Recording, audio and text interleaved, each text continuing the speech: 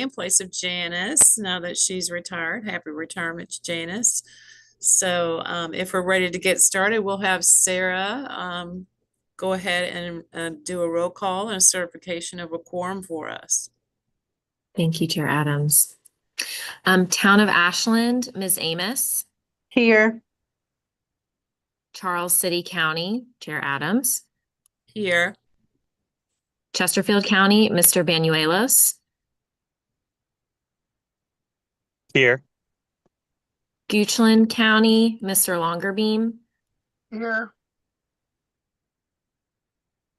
And let's see, New Kent County, Mrs. Inman. Hi, I'm here. Thank you. Hanover County, Mr. Vidunas. Here. Henrico County, Ms. Smidler. Here. Capital Region Airport Commission, Mr. Rutledge. Powhatan County, Mr. Webb.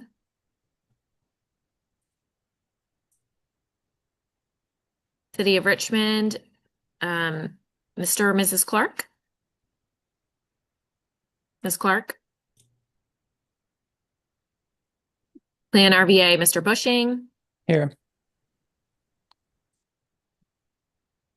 DRPT, Mr. Hudson. Here. GRTC, Ms. Robinson. Here. Broad Finders, Mr. O'Keefe. Here. RMTA, Ms. Simmons. And VDOT, Ms. Sidemock. Here. Okay, and we do have a quorum. Thank you, Sarah. So item number 3 is consideration of any amendments to the meeting agenda for today, if we have any amendments. None from staff, Madam Chair. Thank you. So we'll go ahead and proceed with the agenda as presented. Next is the approval of the September 9th minutes. Any comments or corrections or a motion to approve the minutes from September?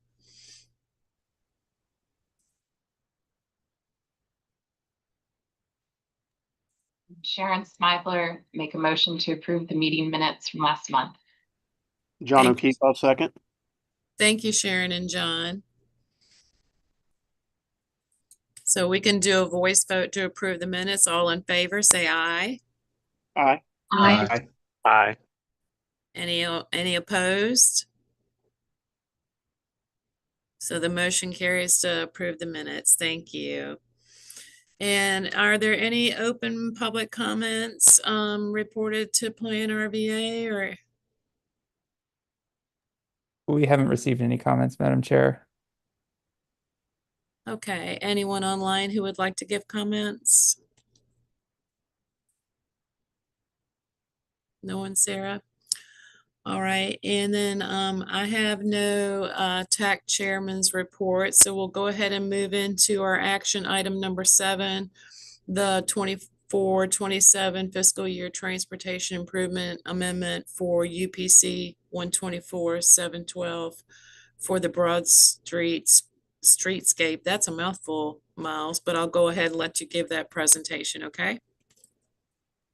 All right, let me just get my Will, screen sorry. shared. No worries. We're all a part of Plan RVA here. All right. Okay. So thank you so much, Madam Chair. I have one tip amendment for y'all today regarding the 3rd phase of the Broad Streetscape with Pulse BRT expansion project. That is a mouthful, absolutely. So this tip amendment is being requested by VDOT, and it would add the project to our tip. This project improvements were identified through a VDOT Route 250 West Broad Street STAR study. This project stretches along 1.6 miles of Broad Street from Malvern Avenue to Libby Ave, and the improvements can be divided into 3 main categories: BRT infrastructure improvements, pedestrian improvements, and streetscape and access management improvements. Improvements for BRT infrastructure include adding a westbound transit queue jump lane and extended dedicated BRT lanes on both sides of the road. Pedestrian improvements along the project corridor include sidewalk infill and ADA accessible ramp improvements, high visibility crosswalks, and a pedestrian hybrid beacon with pedestrian refugee island. Improvements in access management include closing unsignalized median openings and adding dedicated left turn lanes. And there will also be general improvements in bike, ped, and transit access at 13 stops. Here you have the tip block that is given to us by VDOT. And our request today is that the TAC recommends approval of the proposed tip amendment as requested by VDOT. If anyone has any questions, I'd be happy to take them. Thank you, Will. Any comments from the members? No question. Yes, Amy. Might be an odd question, but have you thought about combining, making it a bike bus lane? Has that been a consideration here? Does anybody know? I can look into a little bit more on those details, but I think for the most part, this is a project that's already been awarded through Smart Scale. So any amendment to what it might look like might require So this is review. just the streetscape. This is just streetscape, not the actual constructing the lane. Yeah, and this is just a simple movement of this project from, it's already approved, it's already funded, but it's just moving it from, it's been identified as regionally significant. It's going to impact how traffic is flowing on Broad Street. So we're just taking it, it was originally grouped with other projects, but since it's going to have some additional environmental considerations, it's just being taken out of that grouping. All right, I'll So look no- at the project description. That'll answer my questions. Thank you.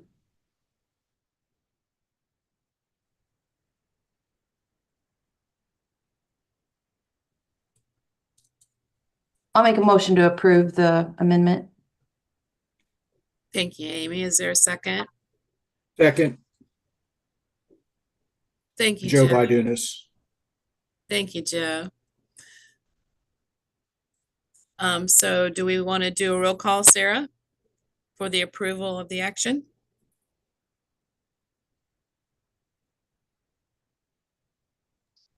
I'm sorry, could you walk me through that again? Because this is literally my first meeting of all time. Yes, I know. Yeah, so we're just gonna do a roll call vote to approve the action to send the tip, to approve the tip amendment for this project. We'll just do a roll call Okay. for approval.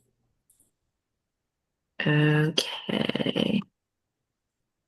And this is just for voting members, correct? Yes. Okay. So we have Town of Ashland, Ms. Amos. Charles City County, Chair Adams. Aye. Chesterfield County, Mr. Banuelos. Aye. Goochland County, Mr. Longerbeam. Aye. New Kent County, Ms. Inman. Excuse me, aye. Hoover County, Mr. Vidunas. Aye. Henrico County, Ms. Smidler. Aye. And I don't believe Powhatan County or City of Richmond. Oh, City of Richmond, Ms. Clark. Aye.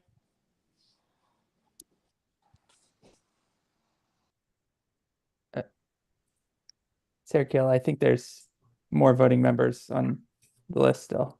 Oh, okay. I might need some help with that. It's Capital Region Airport Commission, John Rutledge. Mr. Rutledge.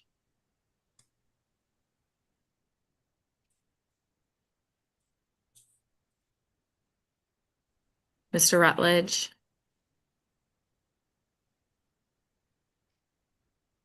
Okay, do we have anyone present from Goochland? Patrick Longerbeam, did you already vote? I He voted. did. I voted aye. Okay, Sarah Gill, I think it's just the balance of the non-locality members. mhm. Okay, so DRPT. Aye. GRTC, Ms. Robinson. Aye. Ride Finders, Mr. O'Keefe. Aye. RMTA, don't believe Ms. Simmons is here. And then VDOT, Ms. Sidemock. Aye.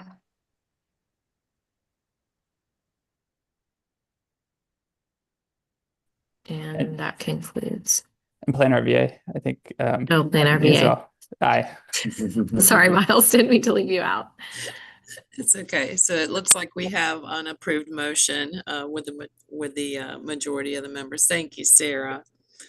Okay, so moving on to the transit program and merit update from Will. She's going to give us some information on that. Yes. All right. So let me get my screen shared again. All right. So thank you again. I'd like to give a brief overview of the Merit Technical Assistance Grant awarded to Plan RVA to study zero fare transit in the region. So in my presentation today, I will explain what the Merit Grant is, why Plan RVA is involved, who else is working with us, the importance of transit access, and then I will conclude by giving a look at the project timeline and our next steps. So the Merit Program is a statewide grants program administered by the Department of Rail and Public Transportation. Within the Merit Program, there are 5 individually administered grant programs. So there's the Merit Operating Assistance Grant, which provides financial support for public transportation related operating expenses. There is the Capital Assistance Grant, which provides funding for public transportation capital projects, which includes major enhancements, major expansions, and state of good repair projects. There's the Demonstration Project Assistance Grant, which supports innovative investments in all functional areas of public transportation, including new service and technology and innovative projects.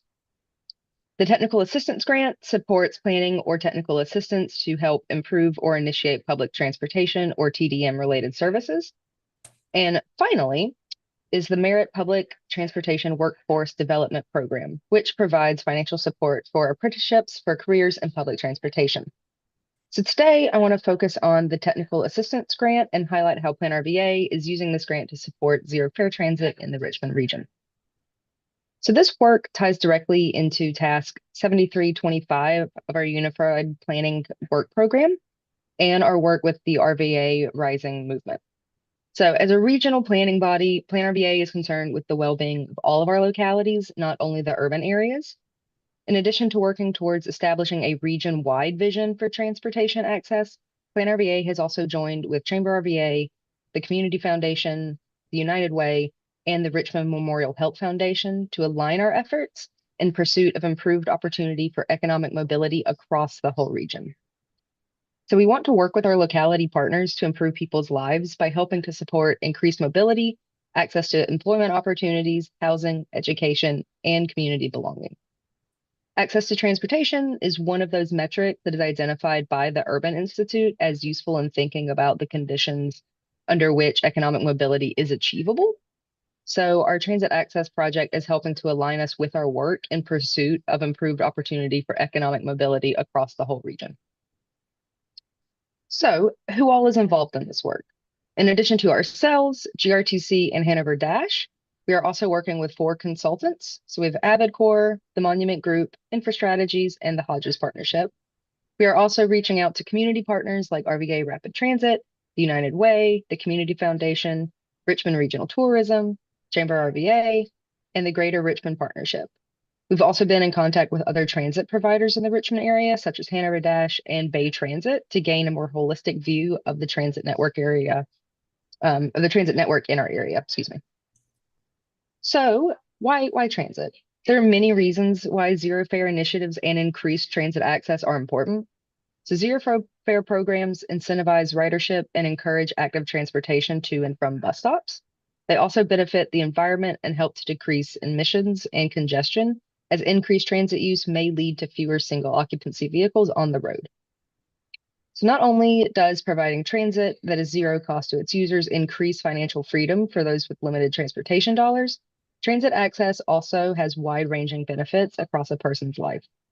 According to the Urban Institute's Upward Mobility Initiative, quote, access to transportation reduces barriers to employment, educational opportunities, healthcare, and childcare, which can lead to economic success, a sense of power and autonomy, and a feeling of belonging, end quote. So, who are the people that are taking transit? When looking more specifically at the Richmond context, GRTC found that about half of all of the trips are to access education, jobs, or healthcare. 75% of rider household incomes are under $40,000, and then 45% of rider household incomes are under $25,000. To put that in a little bit of perspective, the median household income for Richmond is just over $62,000. So a majority of GRTC riders are earning less than that median income, and therefore any fare that they would pay is going to institute a greater financial burden on the individual than if they were earning above the median income. So with all of this in mind, has GRTC's zero fare system made a difference? And the answer when we see their ridership data is yes. So when surveyed, 28% of riders said that they did not ride GRTC before zero fare started. And of that 28%, over half said that having zero fare impacted their decision to start riding. So the results of an origin and destination survey conducted by GRTC in 2023 found that an increase of 15% of riders who were not riding GRTC before zero fare began and who decided to start riding based on that zero fare initiative. So that accounts for an increase of 1.6 million in ridership. In addition to increasing the ridership, the way transit is being used is also changing with zero fare. So using transit for recreation or social trips has also increased from 5% to 33%. So without having to pay a fare to go out for social events, this helps allow for a more fully lived life and helps to strengthen our community and their ties to one another. So how does this tie into some of the other things that we are working on? Affordable access to transit obviously does not stop at the city limits. Microtransit is an increasingly popular method to provide transit for rural populations and bridges the gap in transit systems. So as you can see on the left, several studies have pointed to microtransit as a solution to improving access to transit in rural areas. And then looking at the chart on the right, you can see that microtransit ridership in the Richmond region has steadily been growing over time. So this provides increased opportunities for flexible service that can connect rural underserved populations to the wider transit system. So I've got two examples of existing microtransit zones. So the Azalea Zone and the Sandstone Zone. You can see by looking at these maps that these zones provide for connection to GRTC's wider fixed route system, thus tying together the wider GRTC network to those in the more rural communities. The Sandstone Zone on the left connects riders to 5 GRTC bus lines, and the Azalea Zone connects riders to 6 GRTC bus lines. So I'm going to sort of dial it back out a little bit to our Merit Grant. This project started in early 2025 when Plan RVA applied to DRPT for $125,000 to develop a sustainable funding strategy for zero fare in our region. We were very excited to receive the full award from the Commonwealth Transportation Board in June 2025, and the project began the next month, and it will run for a full year through June of 2026. So here's a more detailed timeline for our project. As you can see, we've completed the data gathering and analysis phase, and we are currently in the funding feasibility assessment phase. Next phases of our project include the funding sustainability plan and marketing and communications. So we are still in the first half of this project. Our next steps include finishing our current funding feasibility assessment phase and moving into the funding sustainability plan. We will continue to have regular project meetings with our consultant teams and our internal staff, and we will soon begin the first stages of community partner outreach. So in closing, access to affordable transit has been shown to have wide-reaching beneficial impacts on people's lives, and we are committed to helping all people in the Richmond region find economic success, power, and autonomy, and dignity and belonging. Thank you so much. If anyone has any questions or comments, I'd be happy to hear them. Thank you, Will. Just a note, I think on your map it said Sandstone area, but I think it's Sandstone without the E. Thank you. Yeah. No problem. I thought that looked weird when I went back over it. Yeah. So, yeah, any questions about Will's presentation on the merit update?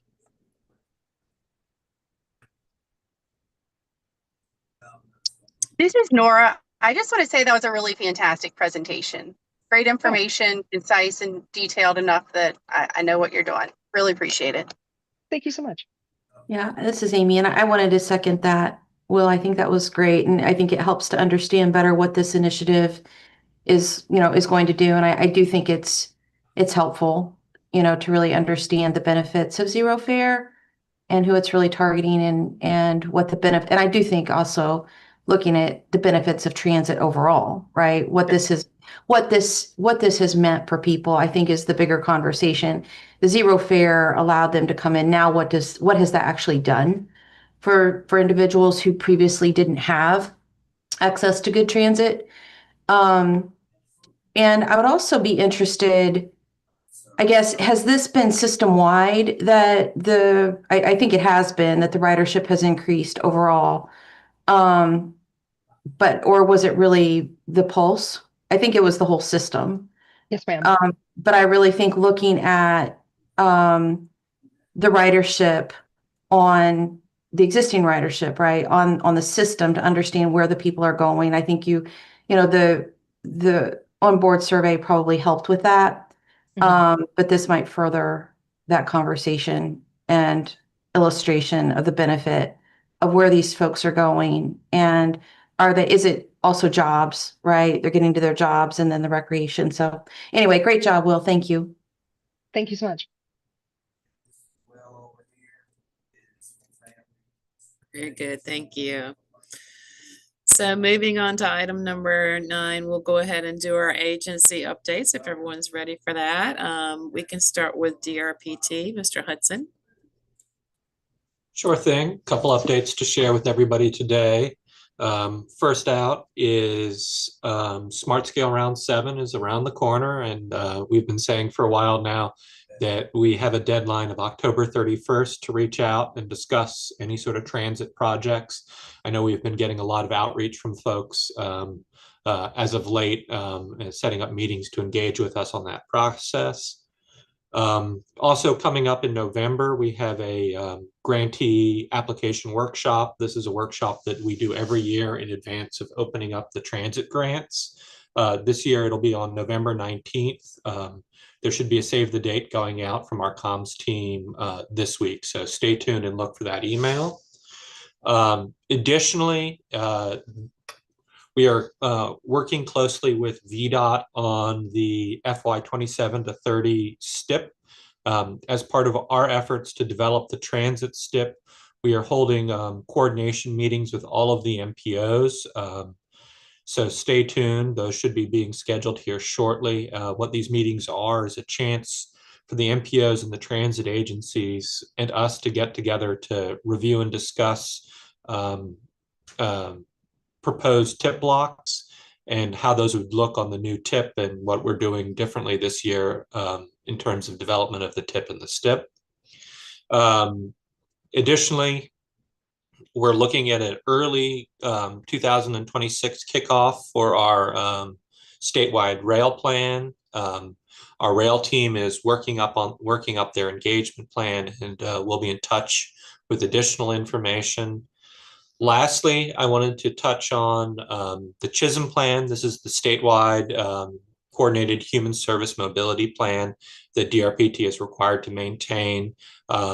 If a group is interested in hosting a pop-up event to engage community or folks that use those services, we have some pop-up event kits that are available. And if you're interested in that, please get in touch with me and I can put you in contact with the appropriate person here at DRPT.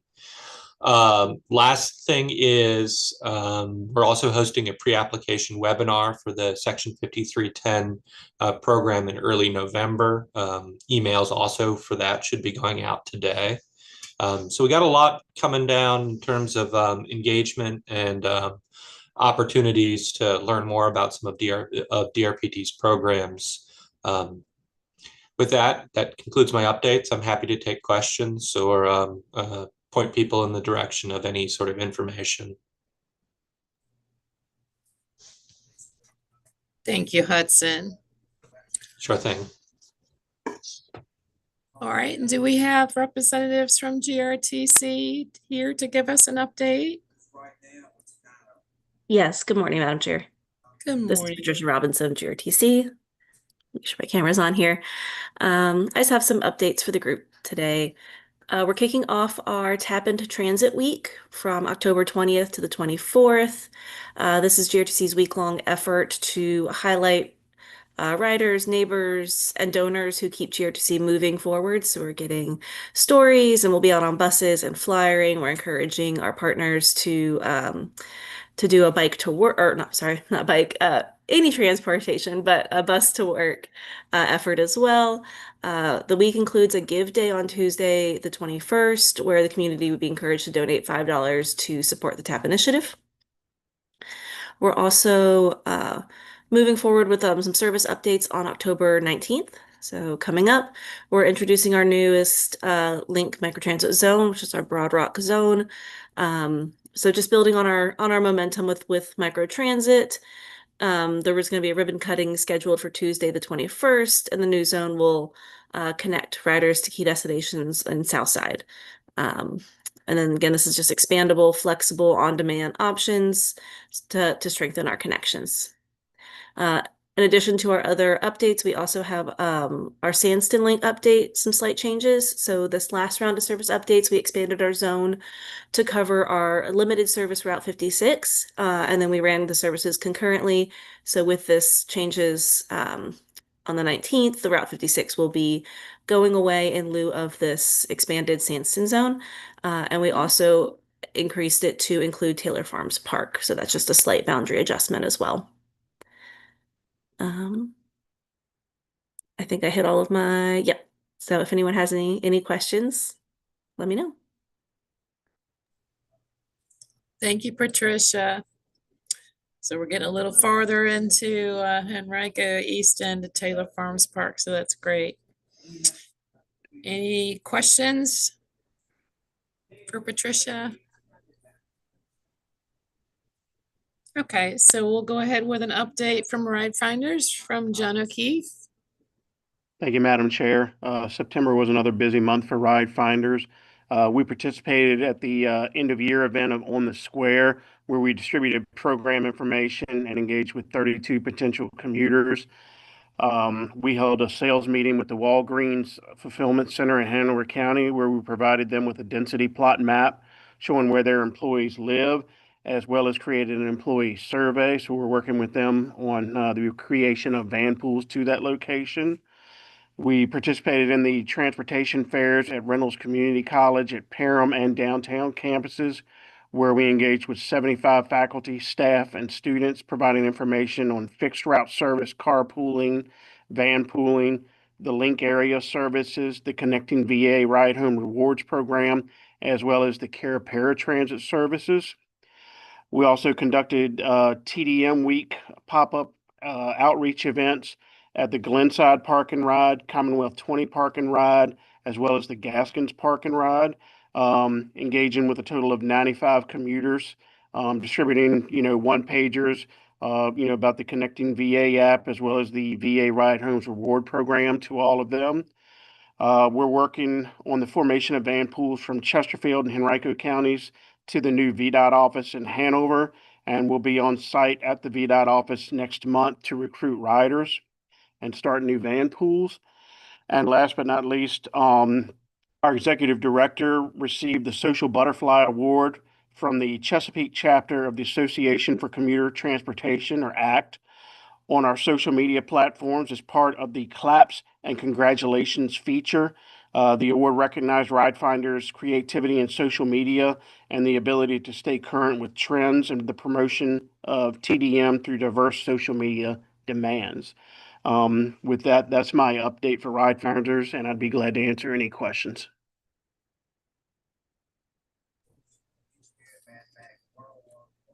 Thank you so much. Glad to hear that we're getting some service over to the VA. And congratulations on another award. Thank you. We'll go ahead and get an update from VDOT. Of course. So I'll start with an update with the Commonwealth Transportation Board. They had their workshop in September, and their next workshop is actually happening this morning, and their action meeting will be tomorrow. So we'll have more updates on that at the next meeting. But for the September workshop, they did have conversations on developing their VTrans strategic actions and looking at mega trends and macro trends that might impact those. So they really had a long philosophical discussion on that, and they're talking about it more this month month. So if you're kind of interested in seeing how technology is going to influence transportation in the next 20 years, that might be a conversation you want to listen into this morning after this meeting, or maybe find the recording later and check it out.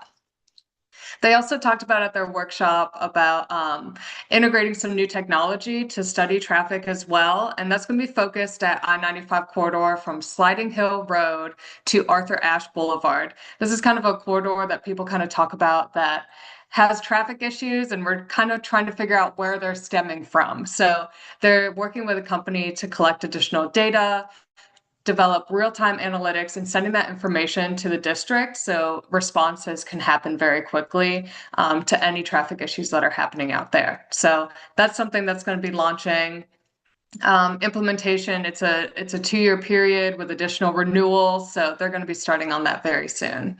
But those were the workshop items. There's some action items as well. They did make some modifications to the 6-year improvement program, kind of transferring money around. There was one Richmond project that saw some transfers from one UPC to another one. It was just moving money from one systematic improvement UPC to another systematic improvement UPC. So, kind of closing things out and moving them to the next. And then let's see, they did adopt their statewide manual for uniform traffic control devices. So the MUTCD that was adopted, it's state specific, but of course integrates the federal requirements that need to be in there as well. The next CTB meeting, as I mentioned, is happening this morning, started at 9 a.m. and the action meeting is tomorrow, starting at 8:30 a.m. A couple funding things that I want to mention too: transportation alternatives and revenue sharing. As you all know, the application's closed on September 15th. Now we're working internally on our district validation. So the district reviews it, and then our reviews go to central office. Our deadlines for transportation alternatives is to take a look at the submissions and get our feedback as whether projects should be screened in by the end of this month, October 31st. And then revenue sharing, we have a little more time, November 14th. So those are the deadlines we're working with. We'll be reaching out if we have any major issues, because again, we want to make sure applications that have been submitted, good projects, can move forward. So we'll be coordinating if needed. And then also Smart Scale Round 7. It seemed far away. It's not far away. Pre-apps are due in March, so just like Wood was talking about, we're kind of getting ready to set these deadlines just like they are. DRPT has their October 31st reach out deadline. We talked internally, and we're going to be sending out a formal email as well. November 21st, we'd like localities to reach out to us by that day if they're interested in having support from VDOT to get their smart scale applications together. So you'll have more formal email from us regarding that, but I just wanted to put that on your radar. And then you'll see in the project report as well, we have status updates on a bunch of projects, including the Fall Line Trail that had the ribbon cutting in Ashland just a few weeks ago. So that's really exciting. And then let's see, Bryan Park had a bunch of survey feedback. I think it was about 11,000 survey responses on that. So that's all being collected, yes, and analyzed, and it'll be incorporated into the study that's happening. And then, as always, I-64 gap widening project, just make sure when you're in New Kent, you're complying by the speed limit. They are just getting speeding ticket after speeding ticket out there. So make sure you're in a construction zone, you're driving safely, and respecting that speed limit for the safety of the workers, and so you don't get a ticket in the mail as well. But we love the revenue. But we want everybody to be safe. Yes, I'm sure the No, revenue, I've heard the numbers. No, our sheriff, Bailey, he definitely wants everybody to be safe, but it Yes. definitely is an interesting situation. So thank you. Oh, for yes. Naomi. I was just joking, kind of, but thank you. Okay. No, I've heard it's like thousands of tickets a day. Like Maybe? 50,000 since it started. Yeah. So Wow. Yes. I think that's the last number I believe I heard. So yeah. Yes. No. But please be safe. There are too many accidents out there. So definitely just pack your patience and your smile when you travel on 64 or on the 106, the exit 211 106 bridge. You got to really pack your patience on that one too. Okay. Yes. Thank you. And then if anyone's looking for more information on other segments of the Fall Line Trail, there is a Southern Section meeting at the VDOT Richmond District coming up on October 21st. And that's at 5 p.m. to 6:30 p.m. So we will have VDOT staff out there talking about the projects, the locations, the construction schedules, and so forth. So if you're interested in that, do come out to that in-person meeting. And then training opportunities. The biggest one I want to point out is the Local Assistance Division event that we're having. That's coming up really soon, October 22nd from 8:30 a.m. to 3 p.m. That is a right-of-way estimate and bid tab query training. So if you want to come out and learn a little bit more about coming up with estimates, especially focused on right-of-way, please do plan for that. That's located at the Richmond District as well. And the update I have has the contact for who to reach out to sign up for that. Let me know if you have any questions. Thank you, Naomi. Always appreciate the work that VDOT's doing to help train us too.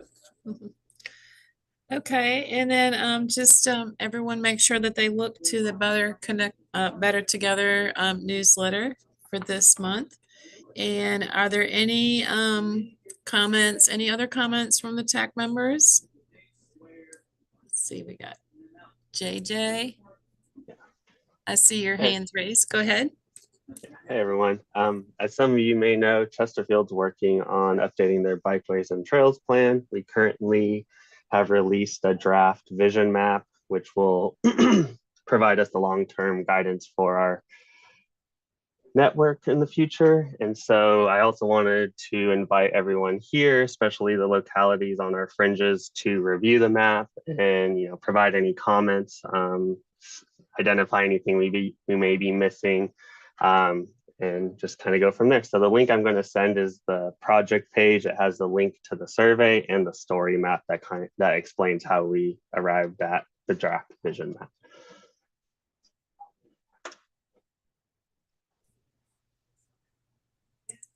Thank you, JJ. Any other comments? I know that Naomi and Amy circled back around to some information on that action that we took on the Broad Street streetscape. Did you guys want to just share your comments that we had, that you were doing on the chat on that, Naomi, Sure. about the lanes?